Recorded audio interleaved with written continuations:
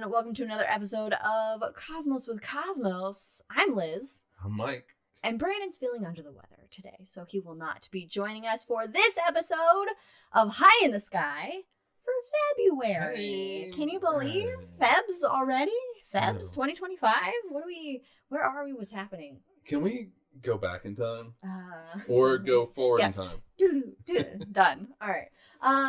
Speaking of, we in our pre-show banter that nobody sees unless you're watching this live, we had some teas that are being drunk, so like chocolate peppermint tea, some lemon ginger tea. What are you drinking, Mike? I'm calling it the reionization. The reionization. Yeah, because I am ionizing a couple different flavors here. Hey. And hopefully it'll be good. Anyway, if you were around during Prohibition, which none of you guys were around, this would have been called a Ward 8. I'm not sure if it originated from Houston. Let me just enunciate better for you.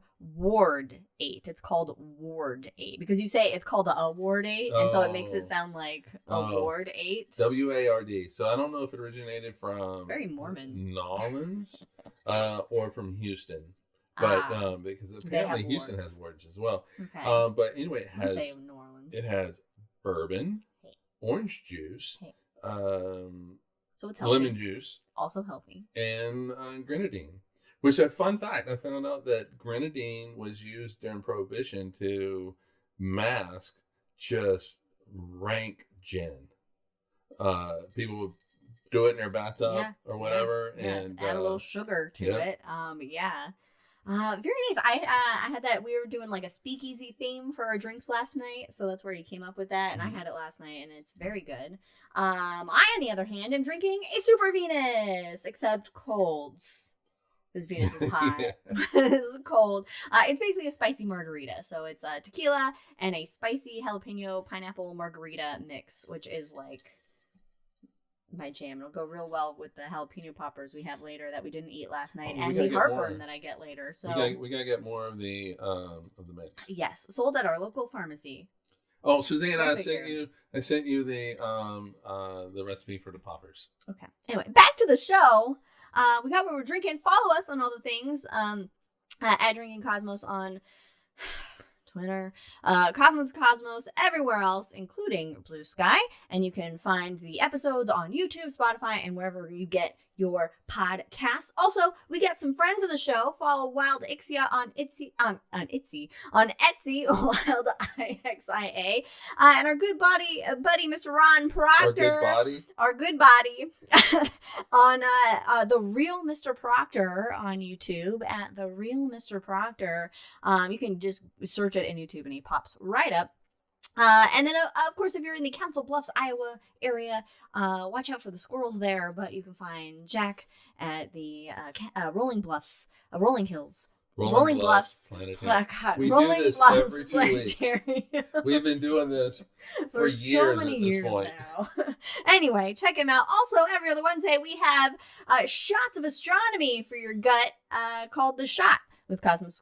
So check those out. Really enjoy making those. About, really longer than maybe 12 minutes is the longest, I think, at this part. And while you're enjoying the show, we do have some rules or a fun little game to play. If you hear any dogs barking, take a drink. And if we get nerdy and make any Star Trek or Lord of the Rings references, I'm sorry, Star Wars or Lord of the Rings references, Star Trek. Oh, okay. I did the I just heard Star and immediately my brain filled in. If we make any of those nerdy references, then take a drink. On that note, doesn't have to be alcohol, but take a drink. No, we just water. Hydrate yourself with water. No, you shouldn't. You don't drink. Always drink responsibly. Not like us. Anyway, time to get high in the sky. Yeah. Pew. So for every high in the sky, we like to start out with a constellation highlight. And this month's constellation highlight is Auriga, the Charioteer. Auriga is a fairly bright constellation. You can find it in light polluted skies, which is most Phoenix skies where people live. And it kind of looks like nothing. It kind of looks like a weird circle oval, maybe a little pointy. Yeah. Like it's got like a little pointy hat on it, maybe, and like a weird round circle and oval. everyone, Like a weird circle oval. That's I got a D in geometry, everybody. With straight weird lines. Circle oval. With straight lines. It's like what, 6 or 7 lines? Well, the way I'm anyway, you Google the shape of it. Google the shape of it. It's hard to explain visuals in like this kind of podcast. Yes, Federico's joined us. So it's also part of an asterism. Now, an asterism is not an official constellation. It's just a kind of a shape of stars that we imagine that belongs to officially designated constellations. And in this case, Auriga has a star that belongs to the winter hexagon, which is made up of Rigel, Aldebaran. Okay. Rigel's in Orion. Rigel's in Orion. Aldebaran's in Taurus. Capella, which is in Auriga. Yeah. Pollux, which is in the little dog. No, Gemini. Pollux is in Gemini. Procyon, which is in the little dog, and Sirius, which is in the big dog. We got there. Oh my gosh. Anyway, so basically what this is just picking out like the brightest stars in the winter sky and just making a shape. Oh, look at those stars. They make a hexagon. And that's pretty much what that is. And for you guys that are worried about summer representation, you got a summer triangle. Yeah. Look, we represent all seasons. Yeah. We're inclusive. Yeah. Unlike the government. The DEI isn't shutting down on this podcast. Nope. So the brightest star in Auriga is Capella. It is actually a multi-star system. Cool, and for some reason, I didn't continue making notes about Capella after I wrote those 2 notes. I know that it is a large. Is it a yellow giant? It's a yellow. It's a yellow giant, so it's off of the main sequence of stars. Yeah, Sirius is in the big dog. Yeah, a lot of the star names in Harry Potter.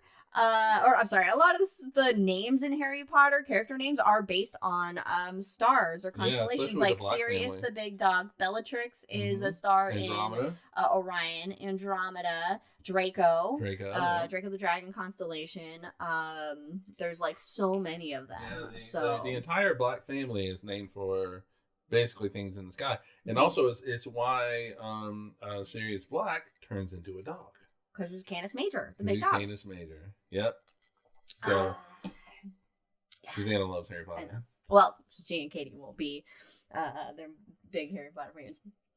What are you, Susanna? Are you out? Wait, let me guess what Susanna is. Susanna's probably a Gryffindor, but I don't know. I get maybe some Hufflepuff. Anyway, I don't know. I look at you as if you know. Well, the thing is, I think she told Katie's a Hufflepuff.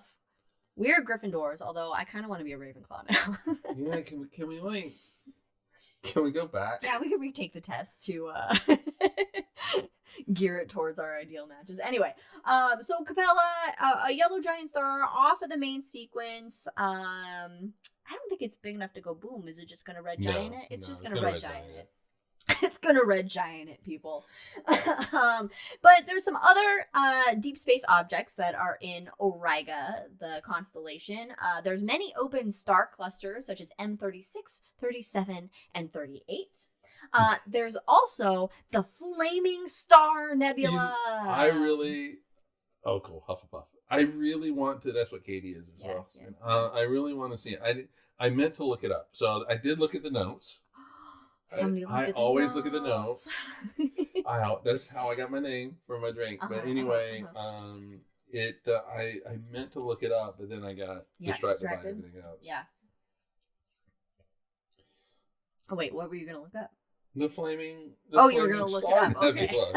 You did just mention that, right? Yeah, but I thought there was like more to it. You were gonna look up something specific about it. No, I wanted to see a picture of it. Okay. Why is a WhatsApp thing calling me? I don't know, but we gotta focus. Okay, that's creepy.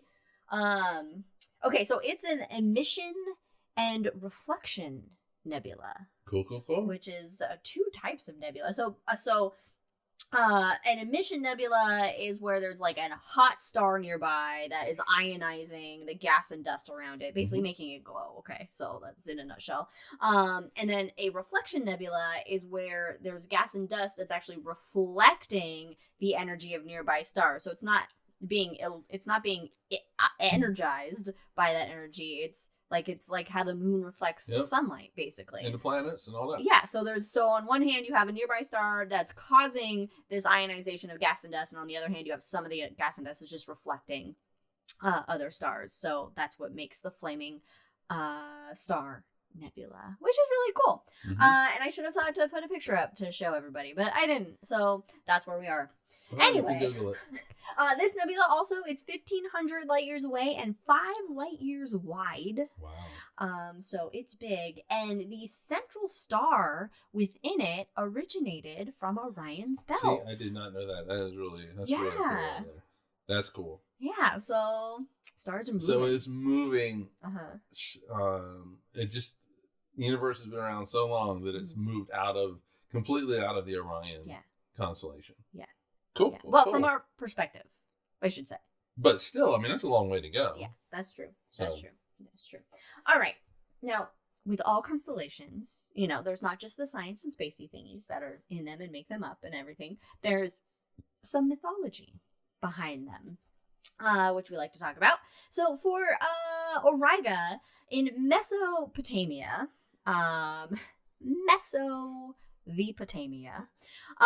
it was known as Gam, G-A-M. Also, whenever and by the way, I get most of this from Wikipedia, but it's also like G.A.M capitals. So it's like, I don't know, written. I don't know enough about Babylonian Mesopotamian culture to understand why their writing are the way they are. But basically, it's a scimitar. And that could have been like just Capella as the scimitar. So it's also known as Mulgam, M-U-L. Gam, look at those gams, am I right? Which is a goat herd or a sheep herder. So originally it was a goat herder or a sheep herder to Mesopotamian people. Wait, is it a goat herd or goat herder? Oh, a goat herder or I'm sorry, a goat herder or a shepherd. I read shepherd as sheep herder just now in my notes, but shepherd. So most classically, we know it from the ancient Greeks as a charioteer. And the Greeks have like 10 billion different stories about each one of their things and can't agree on anything. So there's a couple in here that I chose to point out. One of them is he's the hero Erichthonius of Athens, which is the son of Hephaestus, and who was raised by Athena. And he's credited to have actually invented the 4-horse chariot. So cool. I like, he's just like looking at the chariot and he's like, guys, what if we add, guys, what if we add, wait, hear me out. Stay with me. 2 more horses. What do you think? Go faster. More horsepower. Double the horsepower, guys. So, or triple it, depending on if we had a 1-horse system before the 4 horses. I have questions, but we won't get into it. Anyway, so it's also called a quadriga, which is it's an ancient quad, guys. It's an ancient quad, the OG quad 4-horse chariot. Yeah. All right. Okay, so this dude, Erichthonius, he won a chariot race, became king of Athens, and then got honored in the stars. That's the story boiled down into a nutshell. Is he won a race and got to be king, and then they're like, we'll put you in the stars. Okay, because, I mean, all right, because... I paraphrased heavily. Yeah, but there was, which could be related to another story that I had heard about this. So, take it away. So I can't remember. He's king. Mm-hmm. So Auriga, he's king, right? And so, he loved racing chariots, and so, he had a daughter. His daughter wanted to get married. And okay, so it looks like this is not the same story as. So basically, she wanted to get married to this dude, right? Oh, that might be the weird one. In the notes, I say a weird one about a charioteer I didn't understand. This might be that one. Okay. Because there seemed to be there was like 2 charioteers or 1 chariot. Yeah. I was very confused. So he says no. Like, oh yes, this is the one that I was like, I don't know what's happening. So, so what she did was,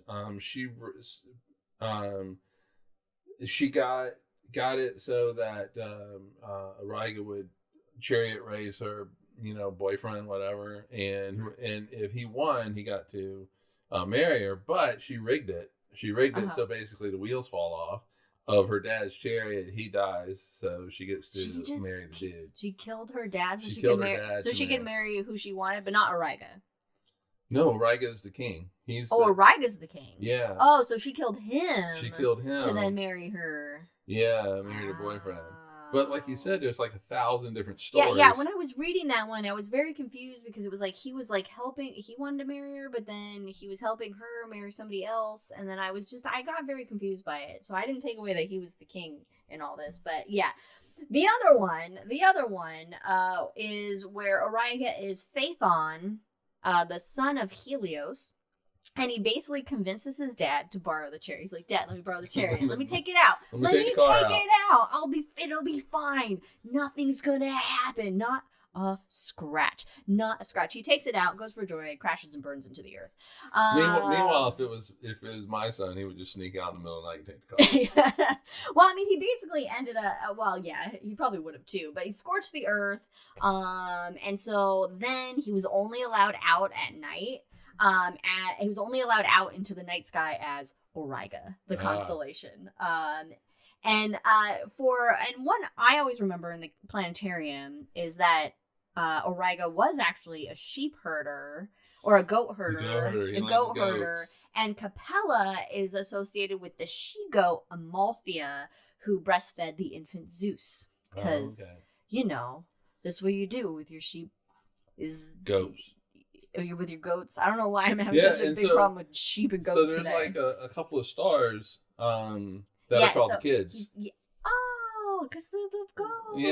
Yeah. Yep. And so in the picture, constellation art of it, it's like a dude that's holding like a little baby goat. Yeah. So you said it's just like weird circle oval. So somehow but there's like 2 little stars that are near Capella, and so it makes a little triangle. And those 2 dimmer stars are called the kids. The kids. It's Amalthea. And not for like human kids, goat kids. Goat kids. So we came back to the goats anyway from Mesopotamia. They got weird eyes. Yeah, there's a whole like thing of how you get back to the sheep herder and kind of the origins that play in there. But I was like, we don't have time for this shit. And whatever. Meanwhile, you put this together like days ago. You had plenty of time. All right, so let's talk about the sky. The February night sky is actually kind of like, I don't know, there doesn't seem to be a lot going on in it other than you can see like all the planets basically. We got a line of planets. Now, to be fair, the planets are always in a line in the sky because they all orbit the sun on the same plane, around the center of the sun's gravity, the plane of the solar system. So they're always technically in a line in the sky. That line that they appear on in the sky, we call the ecliptic, the path of the sun across the sky, essentially, as well. But it's Suzanne not. and I had a conversation about this a week ago. Okay. But you can't always see the planets at the same time at night. So there's all news right now that's like January 21st, the big alignment in the sky. But basically, you can see Venus, Mars, Jupiter, Saturn, Uranus, and Neptune. Missing Mercury. Missing Mercury. He's very coy. Yeah, very he's coy. hard to spot. He's hard to spot. He likes to stay by the sun. Doesn't like to get too far from Papa Soul. I almost ran a wreck one time because I saw Mercury, and it's so rare that you see Mercury. Yeah. I almost ran a wreck. I almost ran a wreck twice. Yeah. Looking at stuff. Yeah, you gotta stop. Mercury. I'm looking at Mercury, and then both of these were in Arizona. So, and then I was heading up towards Flagstaff and saw the Milky Way up near Bumblebee, and almost ran off a mountain. I was like, eyes on the road. Eyes on the road. Anyway, yeah, Pluto's up there. Pluto, you're not gonna see though. Pluto, you're not gonna. Yeah, but I also don't know where it's at, but it's not in the line. But these are all nicely lined up for us. They're gonna be up basically all month long. All month. Yeah, so you can find those planets all month long. Jupiter and Venus are fantastic right now. Venus is super, super bright. Jupiter will be hanging out near Orion and Taurus. Right now it's in kind of the V of Taurus's face, the Hyades star cluster by Aldebaran. Venus, that's a little bit earlier in the evening. It's more, what is Venus in right now? I'm trying to think of when I've seen it, but now I can't think of what it's in right now. Is it Aquarius? Pluto's in Capricorn. Might be. So those planets, good prime viewing in February. If you got nice clear skies. We had beautifully clear, cold skies the past few nights they've been. The stars, I went out last night and the sky was gorgeous.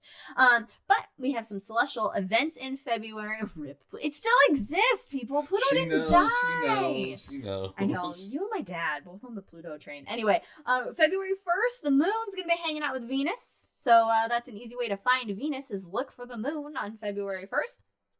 February 4th, Jupiter ends its retrograde motion. What does this mean? It has nothing to do with you and your life and your money outlook. I hate to tell you. But basically what that means is Jupiter stops appearing as if it's moving backwards in our sky and rejoins the planets in a more forward motion across the sky of east to west nature. So it's all an optical illusion. Yeah, actually, all the planets move backwards in the sky at some point. I was gonna say, fancy physics man, take it away and explain retrograde motion. But here I was thinking about that as I was washing dishes. These are the things to think about when you're washing dishes. Retrograde motion. In science, if you make a claim, you have to back it up with evidence. Yeah. So. The astrologers are making the claim. Yeah. They're the ones who have to back it up. Yeah.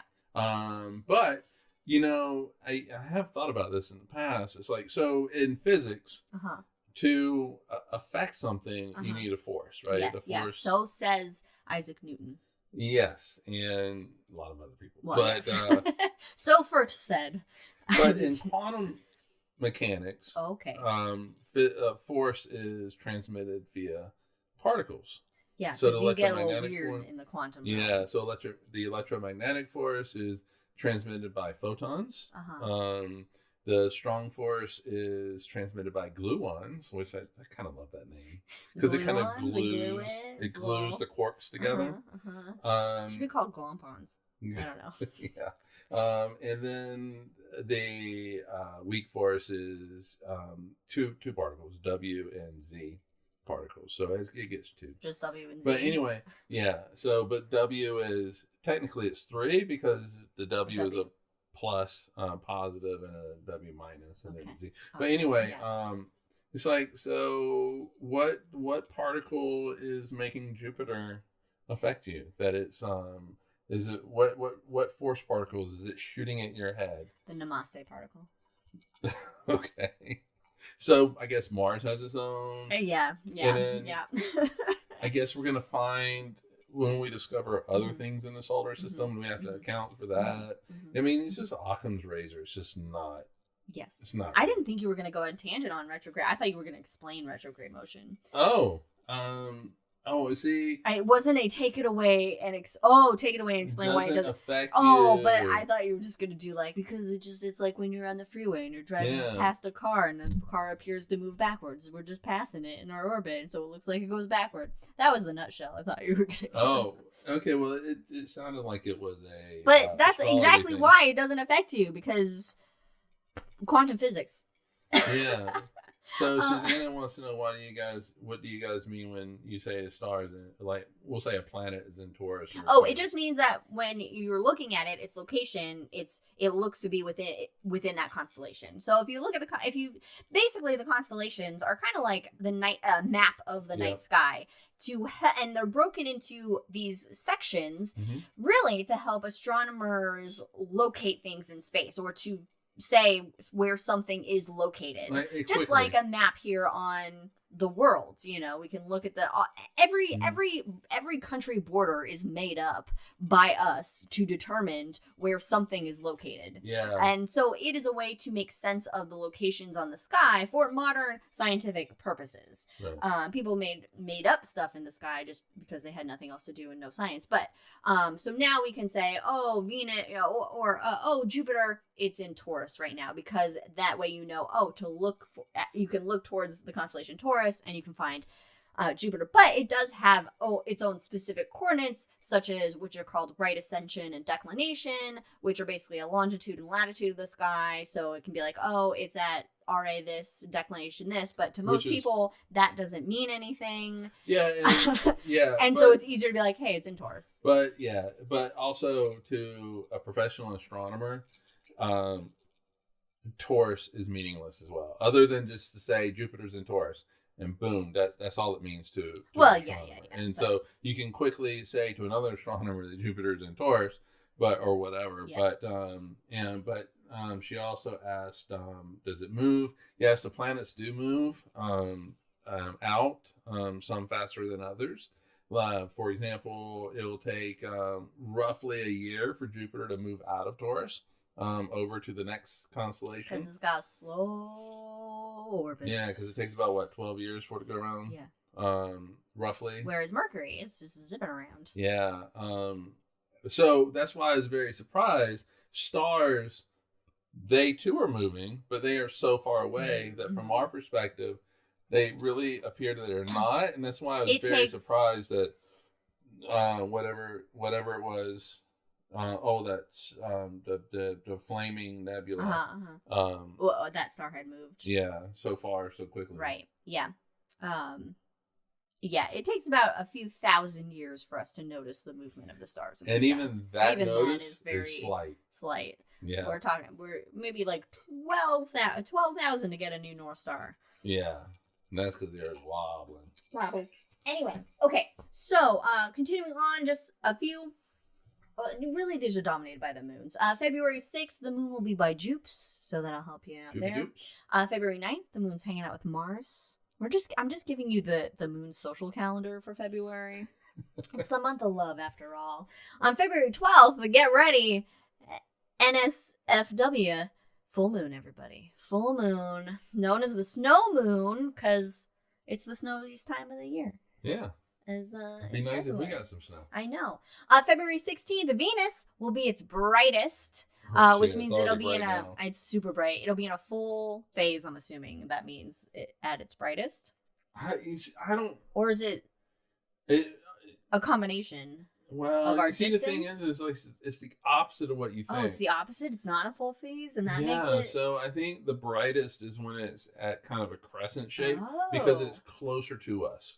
Okay. When it's when we see it in a foolish phase, it's on the other side from the sun. Oh, that's true. Yeah, and so it would be a little bit dimmer than. Yeah, so when we looked at it the other last night, weekend, yeah, it was very bright. It's a quarter phase, so we see half of it. Yeah, I noticed that.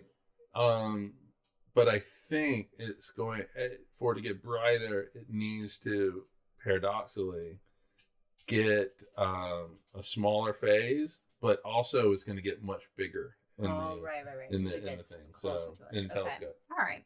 And then February 27th, the end of the month, we have a new moon. So that is going to be your prime night to go look at the stars, because you don't have all that pesky moonlight causing some natural light pollution up there for you.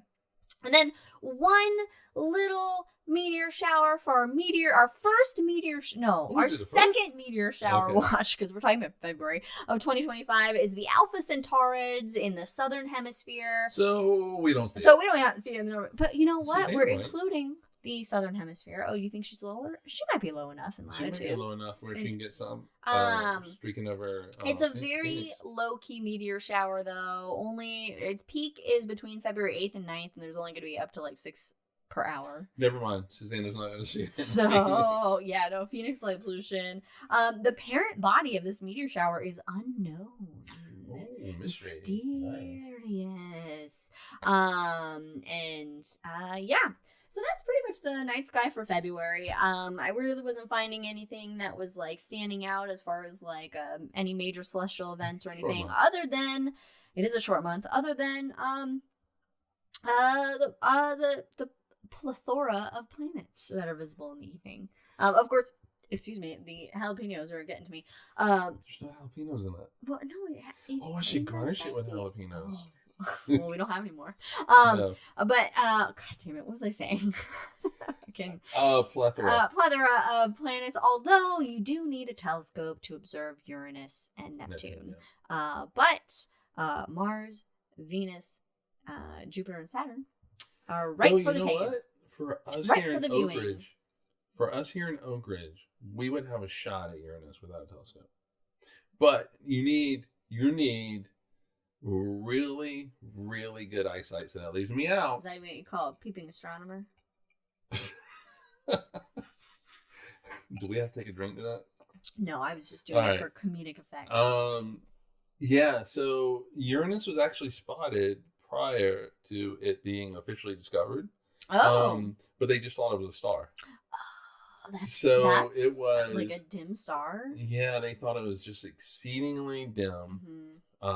And so this would have been pre-city lights, everybody. Yeah, pre-city lights. Gas lamps. Very, very dark sight. And you have to have really a little better than 20/20 vision to be able to see it. I could do it.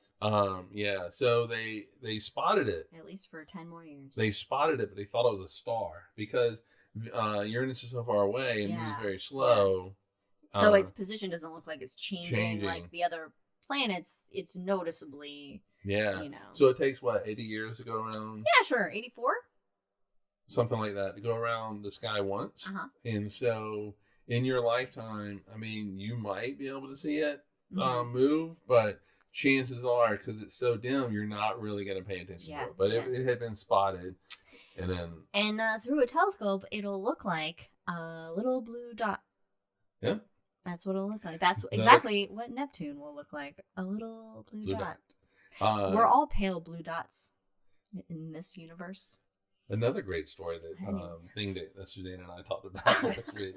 Okay. All right, that's your night sky. So now it's time for. That was so horrible. That was so bad. That was so bad. I don't know why I went with the boop boop and I didn't. Astronomy News 2025. Kicking it off with NASA. Anyway. All right, this goes from NASA.gov.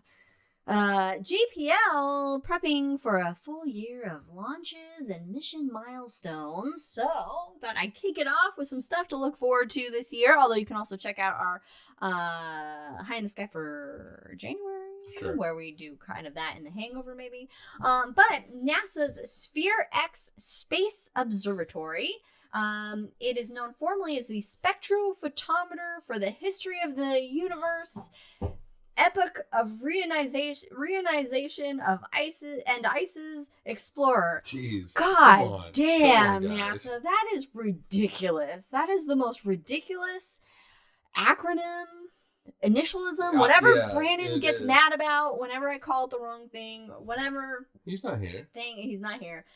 So essentially this Sphere X mission will create 4 3D maps of the entire sky, to help us learn about our universe. So that's going to launch the end of February, no later than the 27th of February. Oh, okay.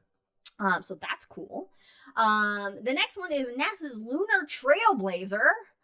This is a small satellite, and it is going to help kind of research and look for where the fuck is the moon's water.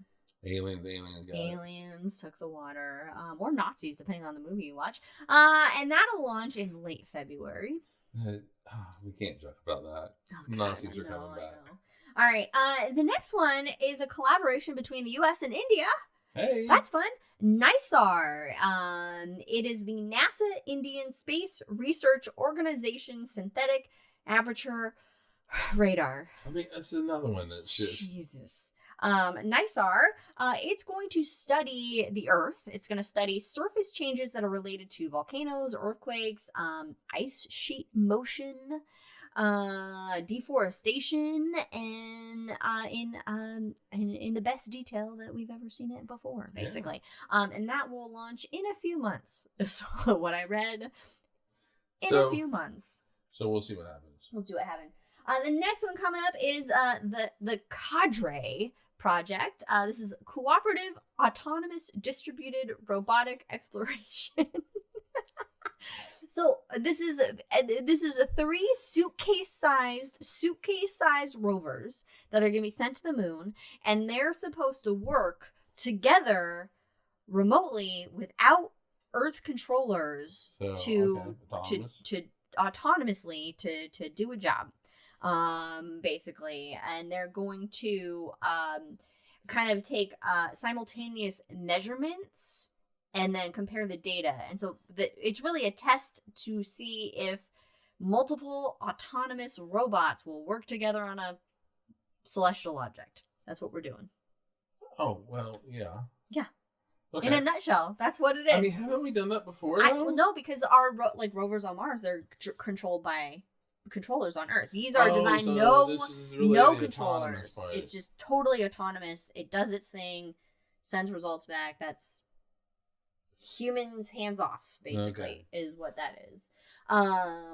So the next one is SEAQUE, SEAQUE, SEAQUE. This is the Space Entanglement and Annealing Quantum Experiment, which is a test of 2 technologies. They actually arrived on the ISS in November. They're going to begin testing this year. And it's designed to develop the building blocks of quantum computing, essentially, is what it's going to do. It's going to try establish the building blocks for a future of global quantum network that would allow equipment such as quantum computers to transfer data securely across large distances. So, I mean, that's pretty important. Yeah. Well, yes. Yeah, we're going to be dealing with a lot of huge distances in space. So, NASA, look, guys, work on your acronyms, man. This was and last bit from that is while this is already launched last year, the Europa Clipper, March 1st, it will be doing a flyby of Mars for a gravity assist. So it'll be like, hey Mars, and then it goes, hey Mars. Pretty much. So stealing some of that orbital energy from Mars, and slow it down a little bit, making it spiral into the sun eventually. Well. So, no, it won't. We don't. It won't. No, I'm sorry, but the sun is going to catch up with Mars way before Mars spirals into it. No. Oh, Jackie. Oh, there was a bark. It was a little. I don't know if anybody heard it, but there was. Why aren't you blinking? Let's try it again. There we go. So, Susanna, are you talking about that? Okay, so in chat, Susanna said to show them our Legos. Oh, maybe your solar system model. We haven't shown the solar system model. Yeah. Oh. You know what? Hold on. You'll show it during the hangover. We'll do it. Yeah, during that. We'll do a little hangover, Lego display. And we're still working on the Mars rover. Okay, so oh yeah, we're still working on the rover. We're not done with it yet. So this article comes from Mashable. Okay, I was wondering. But I've seen this elsewhere. Basically, the new tires that have been developed for use on a rover on Mars, because currently, like Curiosity and Perseverance, they have aluminum tires, and these things are torn up so bad. You can look at the pictures; they got like holes and cracks in them, and they are just not handling. The Martian surface is very sharp, very rocky. It's very off-road. So they needed some tires that are going to be able to withstand that much better than the tires that we have currently withstanding it. The development comes out of the NASA Glenn Research Center, and it's a shape memory alloy spring tire. So it can basically, it looks like chainmail almost of a tire. That's cool. It's made of nickel titanium, which can apparently endure great stresses, but it can like bend like almost completely inward and then rebound back. Cool. So it can adjust as needed to the terrain without breaking. Yeah, and I mean these rovers are heavy. They're very heavy. They're so SUV sized. Yeah, they're putting a lot of weight onto these wheels, and that's why when they go over these rough spots, that they rip and tear. You have to find a balance between strength and weight. Yeah. It's very expensive to launch these things because of their weight, and so you have to find that balance. And so these should be pretty lightweight. Yeah. And lightweight, especially if it's flexible. Like a chainmail kind of thing. Yeah, that's what it kind of looks like, almost like a thick chicken wire of a wheel, almost, cool. But more malleable. So that's cool. Yeah. Look forward to that come out on whatever the next new Martian rover is. Next one from ScienceAlert.com. A new kind of planet, unlike anything in our solar system, has been discovered. I saw a couple articles relating to this planet, and we're talking about exoplanet Nepotia. Anyway, GJ1214b. It's orbiting a red dwarf star about 47 light years away, so it's pretty close. Because it's so close to us, He's watching our 80s sitcoms right now. It allows for easier observation of it, more quicker observation of it, I should say, based on studying like its like the light dip around the star, its parent star, and everything. And so it's one of the most observed and studied exoplanets. Oh, okay. Out there. And it was initially thought to be like a mini Neptune. It's kind of like a hazy star. It ranges in mass. And that's why they thought this. But okay, so it turns out it's actually more like a large Venus, a super Venus, which is pretty much the opposite of a Neptune. Okay, so I'm reading this very linearly. Yes, and I'm not talking it literally. Well, no, but so when I read this, first known super Venus, I read that. I'm like, well, if it's just a little bit bigger than the Earth, it's 2.5 times the radius. Super Earth kind of thing. Yeah. Like, so why is it we're disconnected? We're disconnected. We're connected. We're connected. I knew it was going to do Damn that. Oak Creek Internet. I actually need to switch our network to the other one, but anyway, okay. So, it was first discovered in 2009, and so the mass of it actually puts it somewhere between Earth and Neptune. It's about 2.7 times the radius of Earth and 8.2 times the mass of Earth, is what it turns out. Oh my God, what is so much on that planet? There was a paper published in 2023 based on James Webb and Hubble data. Go Webb, go HSD. Webb and Hubs. And they found that the exoplanet may have a water-rich atmosphere that also contains vaporized metals. Okay, so it has a 1.6 day orbit. So very close. So it's very close to its parent star, and so that allows them to get more data in less amount of time because they're using this transit method to then see basically what the atmospheres look like based on the signature of elements that they're observing, the spectrum that's coming from the stars. It passes through the planet's atmosphere, and they can kind of then see what's in the atmosphere of that planet. So this research was led by astronomers Everett Schlowin at the University of Arizona and Kazumasa Ono at the National Astronomical Observatory of Japan. And the James Webb data suggests that the starlight that came through the atmosphere that they observed was altered by carbon dioxide. And it's similar in concentrations to the carbon dioxide that make up more than 96% of Venus's atmosphere. So, this is where they're getting the Venus.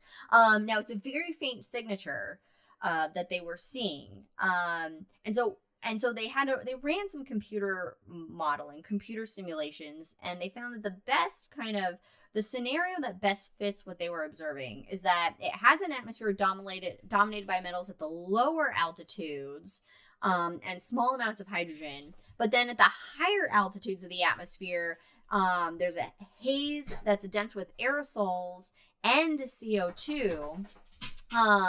And then, so this then implies that it's like a very like dense, hot, carbon-rich atmosphere that you can't see through, just like with Venus. So it's a super Venus. I'm sorry, I was laughing at Jack. I know. And of course, they need new studies to really kind of confirm this because of the faintness of this carbon signature that's there. But really exciting to have the first kind of super Venus that has most likely been observed. We see a lot of super Earths and Jupiters and Neptunes and stuff like that. But as our technology gets better, then we can find these smaller. Yeah. I mean, the good news is that this whips around its star, so it orbit 1.6 days, so we'll say 2 days. So basically, every 2 days, you're able to get some spectral analysis data for the atmosphere. At least in theory. Good girl, Leia. Leia's getting some pets. All right, so that's fun. Next article from CNN and Phys.org, I found. I guess this has just been in the news, but 2 mysterious fast radio bursts originated from wildly different places in space. So fast radio bursts, or FRBs, are very energetic bursts of energy. They're usually very quick, and we don't really know much about them. In fact, the energy that is released during an FRB is as much as the sun releases in one day. Okay, but I think you need to say how fast that is, because you have that in your nose. In the blink of an eye. Oh. In the blink of an eye, an FRB will release as much. Yes. energy. Okay. Yes. I guess that makes more sense. In a blink of an eye. So wait. Oh wow. More energy in the sun just happened like 5 times just now. So this is a very powerful burst of energy, and astronomers don't necessarily know exactly where they originate for the most part. What is really causing them? What is happening? And so there was actually 4 new studies to help kind of provide answers on where they originate. 2 of these FRBs are originating from very different scenarios, basically. And it indicates, these studies indicate that FRBs can, originate from different different ways. They may have different flavors of where they come from, kind of thing. So one of them appears to have come from a magnetar. We'll get into that in a second. The other one appears to come from the outskirts of a dead galaxy, basically. A galaxy does not have a lot of star formation going on. So what they did is they used this fast radio burst hunting machine called CHIME, also known as the Canadian Hydrogen Intensity Mapping Experiment Radio Telescope. So the Canadians are just as bad with their initialisms. They are a normal part of the universe, Mom. My mom asked in chat, are they a normal part of the universe? Yeah, it's a normal thing that happens in the universe. Burst of energy. We just don't understand. We just don't understand exactly what it is. So again, yeah, they may come in different flavors and originate in different ways, just like the gays. So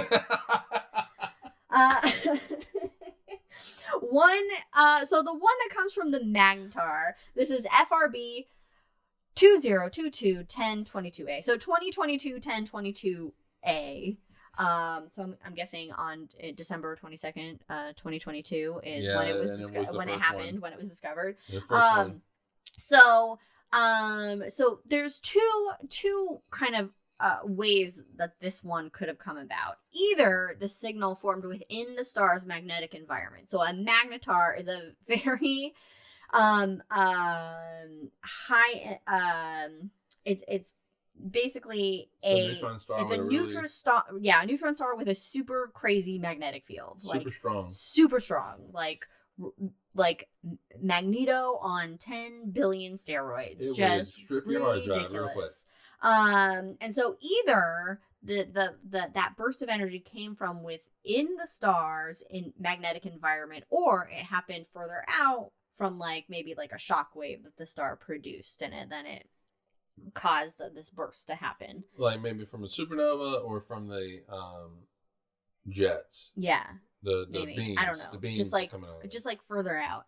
And so what they found is that this FRB experiences twinkling. Yes. What twinkles? Stars. Yeah. And so this scintillation, which is what twinkling is, yeah, that's the scientific name. That's the scientific name. Basically, the effect is created when light from a small bright object like a star filters through, a galaxy's interstellar medium or gas. Much like our stars twinkle, they appear to be twinkle because our atmosphere is bending that light and making them look like they're twinkling to us, when stars are not actually twinkling. Yeah, right, because they're so far away that they're basically points. Yeah. In it, and so the atmosphere is actually chaotic. Yeah. And so you're picking up that chaoticness of the atmosphere, and that's what makes it twinkle. And you know what doesn't twinkle? Planets. No, because you actually are seeing a very tiny disk. Yeah, because they're not producing their own light. They're reflecting the sunlight. And they're not point points sources. Of light. Yeah. Yep. So the planets don't twinkle. So if you're ever wondering if something is a planet, keep a lookout if it's twinkling or not. Mm-hmm. Also, if there's blinking lights, then it's a plane. It is a plane. So anyway, the twinkling basically means that the region where the FRB originated must be really small, meaning it originated close to that magnetar. They pinpointed the explosion responsible for the burst to the magnetosphere of this star, and so it is a magnetically active area about 6,000 miles away from the rotating neutron star. So that's very close to the rotating neutron star. This is less than the distance between New York and Singapore, according to the article. And by the way, that magnetar is only about 10 miles across. It's very small. Very small. Okay. So you have this super magnetic environment that basically caused this just crazy burst of energy that we observed. The other one, FRB 2024-0209A, so February 9th, 2024. A year ago. Flared in February 2024. And it actually produced an additional 21 pulses through July. Oh. Whereas the first one, it was like a really quick observation. It was like, boom, done. We're lucky we caught it, kind of thing. And so, according to Tirana F. Takari, the lead author on one of the studies, and they're also a NASA Einstein Fellow at Northwestern University Center for Interdisciplinary Exploration and Research in Astrophysics, or Sierra. Come on, guys. Work on those acronyms. They said it seems to be the most massive FRB host galaxy today. So they traced this repeating signal to the edge of an 11.3 billion year old galaxy that is 2 billion light years from Earth. Hold on. What?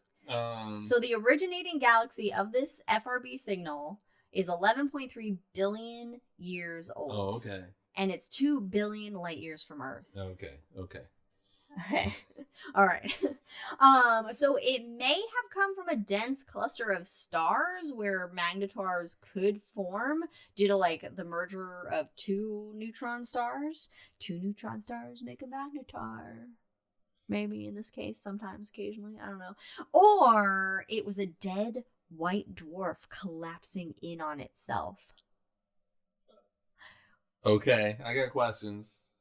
Which would have happened if there had to be something that caused it to collapse in on itself. Yeah, you have to have mass. Yeah, there was probably more to that, and I just like didn't include it. Mass interfere with that, but yeah, so that's cool. So you got things happening out in this dead galaxy, way fucking out there, this old fucking galaxy. And then you got Nirvana singing about magnetars. It's like little pulses of life. It's like, I'm not dead yet.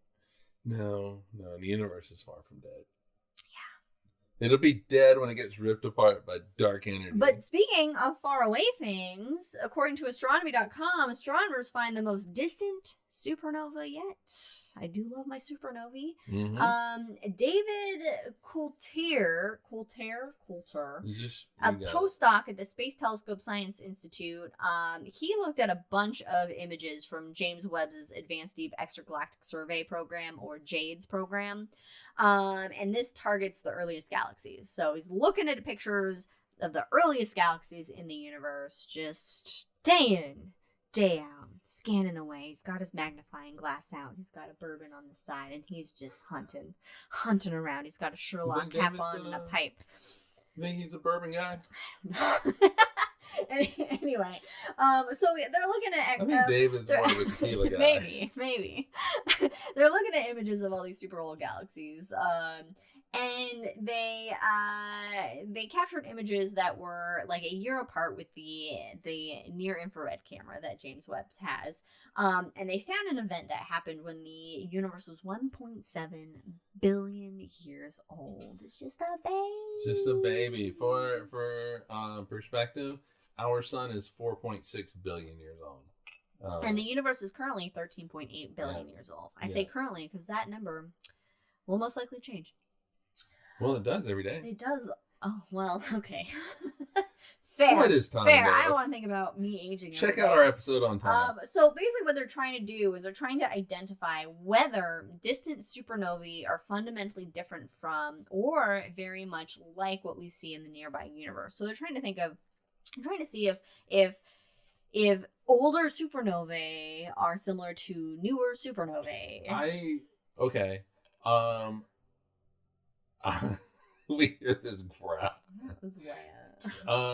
I simultaneously hope it is and isn't. Schrödinger supernovae? Yeah, because if it is, that just makes physics pretty. Physics should be the same no matter where you look. Yeah. But if it's not, that does hint to new physics. I mean, I would think that the only difference would really be just the elemental composition, because obviously in the early universe, you're dealing with a lot of low metal concentrations. Right. But the stars are making those metals. So for this particular it's probably the composition of the supernovae is different, but the physics is what they're... I do want the physics to be the same. Mm-hmm. Because where I want new physics is not necessarily in supernovae. Quantum. I want it in quantum. He wants the quantum. I want the quantum new physics, but he likes it small. But for this, I really hope that they find it. You like tiny physics. I like tiny physics. Tiny physics is the most adorable physics. It's also the hardest to understand. It's charming and it's strange and it's quirky and it's uppity and it's sometimes it skids down. I like how you named a quark. All right, so basically the oldest supernova or furthest supernova we've seen is 1.7 billion years old. Cool. Wow. All right. Okay, this is a random piece of news that I saw. BBC reported Kenya, a village in Kenya had some space debris fall on it. Apparently, in Mukuku village, which is about 31 miles southeast of Nairobi, a separation ring from a launch vehicle rocket landed in the village. Wow. Like, this shit is either supposed to burn up in space or it's supposed to be designed to land where nobody is, like the ocean, or the middle of nowhere. Luckily, nobody was hurt.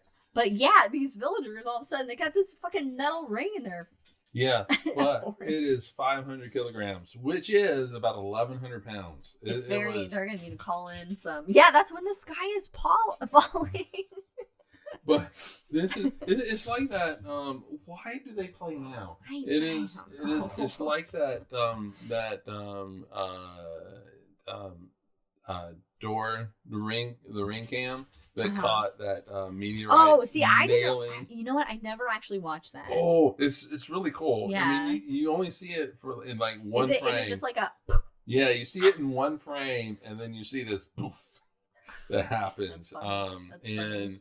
it's, I mean, it is kind of cool. It's a little scary. Oh, Susanna's saying you're not drinking enough. She said she was going to do this. Daughter's-in-law. I love it.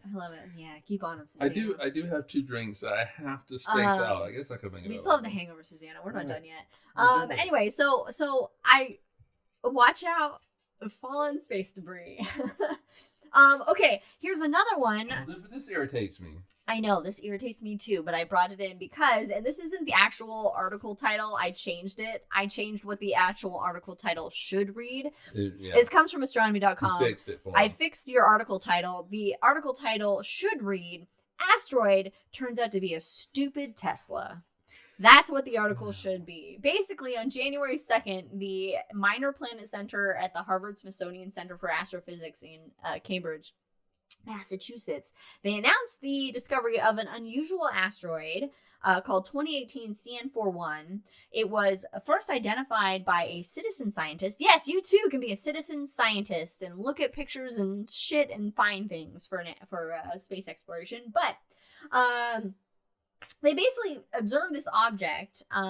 They say it came less than 150,000 miles from Earth, closer than the orbit of the moon, which qualified it as an NEO, or a near-Earth object, and one worth monitoring in case it slammed into the Earth one day. That ended up being retracted shortly thereafter when it was revealed that asteroid was actually the Tesla that was launched into space. And this... Fuck Musk. And this basically... Musk is just fucking it up for everybody.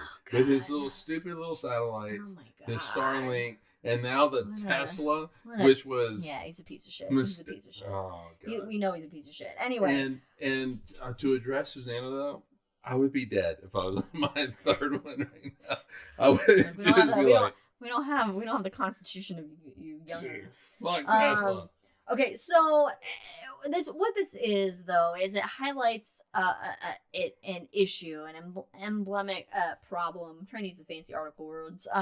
Basically, an issue where deeper space objects are not being properly tracked and accounted for by agencies. So the number of untracked objects could hinder efforts to protect the Earth from asteroids, waste observing time on telescopes, among a plethora of other things, throwing off the statistical analysis of the threat of NEOs. Next time we'll say plethora, we have to agree. So, according to astrophysicist Jonathan McDowell, in an email to Astronomy for this article, he said, worst case, you spend $1 billion launching a space probe to study an asteroid and only realize it's not an asteroid when you get there.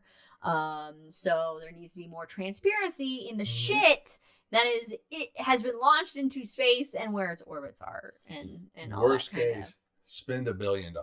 Worst case, spend $1 billion. Yeah.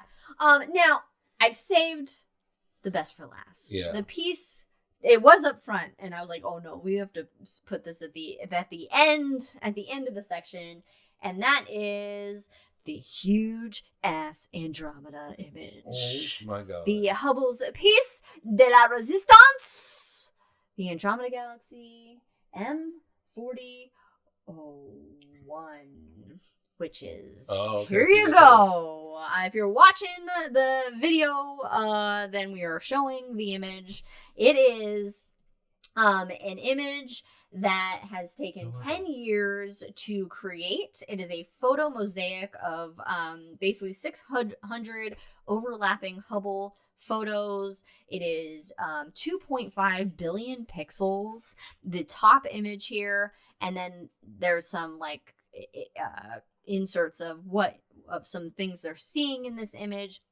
And when you look at the image, like, it looks like you get close and it's like, oh God, look at all the graininess. Those are stars. Those are individual stars. Yeah, and if you were to print this off, like seeing this image right here, if you were to print this off, I mean, seeing the image doesn't really compute how big it is. If you were to print it off, it's something like 50 feet by 12 feet. Yeah. It basically captures 200 million stars in this image, but that's like just a fraction of the amount of stars in the Andromeda Galaxy. This galaxy is twice the size of our Milky Way galaxy, and heading towards us. And according to Daniel Wise at the University of California, Berkeley, Katie's alma mater, Andromeda's a train wreck. It looks as though it has been through some kind of event that caused it to form a lot of stars and then just shut down. This was probably due to a collision with another galaxy in the neighborhood. You know what I would love? I would love to have a very high resolution photo of me taken, and then someone to comment, looks like a train wreck.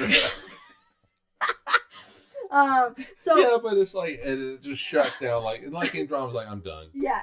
So actually though, it's cool because what they're seeing is they're seeing areas where there are really old stars, like it has a really huge central bulge, but then they're seeing other star forming activity, and stuff that they weren't necessarily expecting to see in like the age of Andromeda. And so they're seeing that it kind of has the mixed properties of an elliptical galaxy and a spiral galaxy, almost as if it's kind of an in-between phase between them. Not that they go through these phases, but and so that a collision had possibly upstarted a bunch of star formation in Andromeda when it was older and its star formation was settling down, and so that's why they see these different kind of things that are. It really is a beautiful picture. It's a beautiful image. It is absolutely fucking gorgeous. Oh, why are we drinking? That wasn't supposed to be on, but hey, take a drink.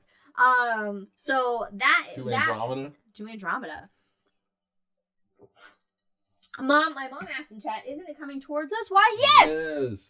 It is coming towards our Milky Way galaxy.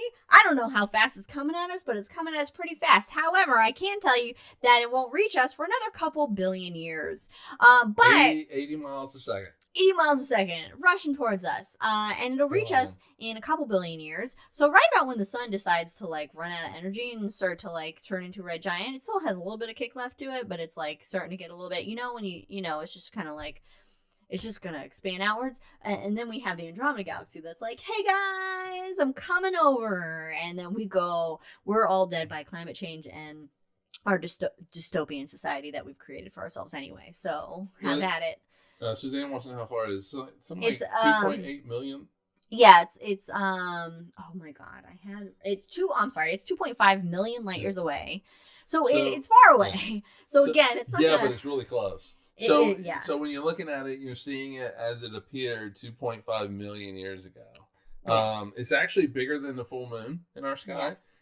So if you were to actually take a picture of it, just kind of a broad view of the sky, take a picture of it, it would actually be bigger than our full moon. It's like twice the size of it or something. But it's really far away, so you're not going to get that. And one of the coolest things that at least I think of when it comes to collisions of galaxies is that you have these massive ass galaxies that slam into each other, but it's really rare that you have stars hit each other. So there's 200 billion stars in the Milky Way, about 400 billion in Andromeda. So that's about 600 billion stars. Of those 600 billion stars, maybe only 10 will actually hit each other head on. And then you'll have stars that will get ejected from this new galaxy, and And so galactic collisions are really quite I cool. love them. Google the antenna galaxies. Yeah. That's my favorite image of a galactic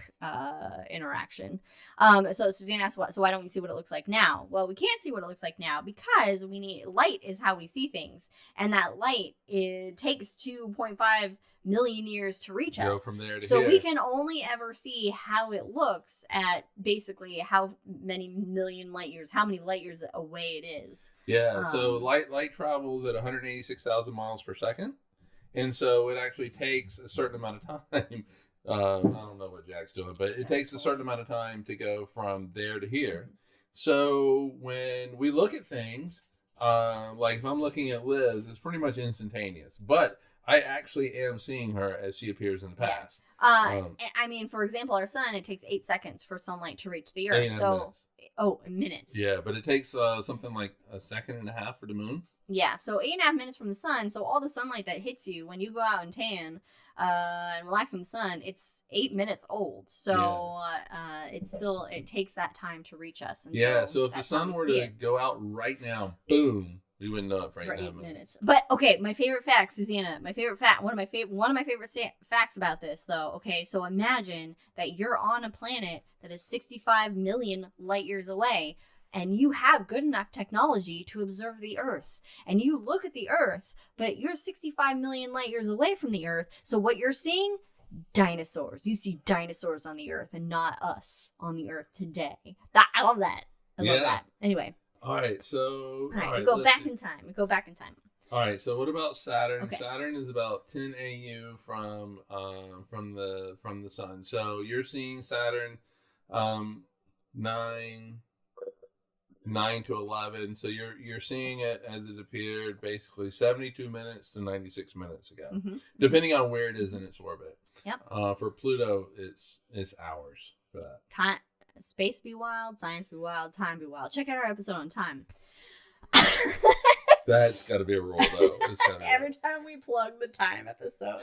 Now we just do it. Now we really try to find a place. It's just, it's like the Wilhelm string. Yeah, the Wilhelm string. We just try to find a spot to plug the time episode. All right.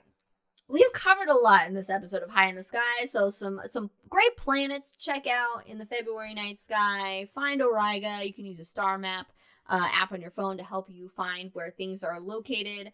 A lot of exciting missions that are going to be happening in 2025. And I mean, we're always exploring and discovering cool shit about the universe, and hopefully that keeps up.